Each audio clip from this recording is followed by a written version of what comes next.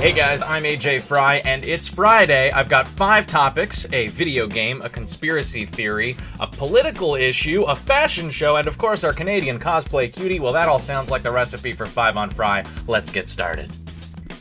So last night I walked in a men's celebrity charity fashion show. It's called Men's Fashion for Hope. Now, I've never done a fashion show quite like this before, though 10 years ago I did do some onstage modeling for an aesthetics show where I had my hair cut.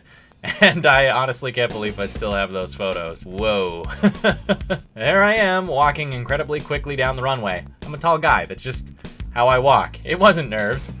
Actually, to be honest, I really wasn't all that nervous doing the actual walk, but it was the waiting in the wing for my moment to go on that was just killing me. Being in this room with all these people that I don't really know, that actually makes me uncomfortable. Being on stage, I'm quite happy because it's like reason to exist when you're on stage, but when you're just in regular life, or at least when I'm just in regular life, that's when I feel the most uncomfortable because I don't have a reason or a task, an objective, anything to do, so I end up just doing nothing in most social situations because I don't know what to do. This got real personal real quick. Let's move on. So my co-host Teddy just about blew my mind this morning when he asked me this question, which I'll ask you now. Remember when you were a kid and there was that series of storybooks about that family of bears? The mom, the dad, the little boy, and the little girl? They were called the blank bears. What would you fill that blank in with? Now hopefully in your mind you said the Bernstein Bears. Very emphatically too, as I did when Teddy posited the same question to me earlier today, but I and you were wrong! They're actually the Bernstein Bears. Bernstein. What? I mean, how does this even make sense? How did we all believe that they were actually the Bernstein Bears when they're clearly the Berenstain Bears? In fact, the authors of the books, they're named the Bernsteins. Many people online believe that this is evidence of the fact that there's an alternative timeline and somehow we have this residual false memory of them being the Bernstein Bears. I chalk it all up to the fact that now in the age of the internet we can realize these mistakes that we all made in our childhood, and our parents were just a lot more lackadaisic when it came to correcting our improper pronunciation of the name of the family of bears. Whatever the case, it is a bit of a mind bender, and while we're on the topic of interesting changes to things from our childhood, I can't recommend enough Garfield minus Garfield. Link in the description below. I'm actually showing you this on my living room computer because I've got video capture software set up, but this is Rocket League. We've got about a minute left in the match. We're losing 5-1, and there's not much I can do to turn things around. I was introduced to this game by my friends over the weekend at our LAN party, my high school friends. In fact, here's a photo of us at prom. Young AJ. Oh, it's like a nostalgic episode of 5 on Fry.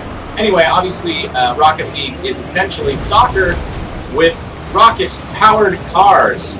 There's a giant ball that you're trying to hit into the opposing team's net. Oh! Oh, I got blown up! That was going to be a goal, too! One of the things is... Oh, and it was a goal! Who scored? Lightning Fur? Lightning Fur got the goal for us.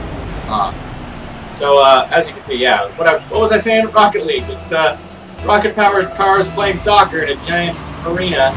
And you can fly through the air, you can customize your car, you can blow up your opponents if you hit them hard enough. Obviously, you saw that happen to me.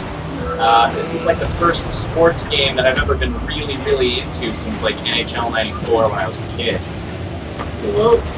Here we go. 20 seconds left. See if I can get a goal for you. Oh! Yeah! There you go. Rocket League. Get it and add me to Steam. It is 5 on Fry, so I should have another topic to talk about, but it'll have to wait till next week because my kitchen is a mess and I've got a bachelor party to go to for me. So let's just move on to our Canadian cosplay cutie.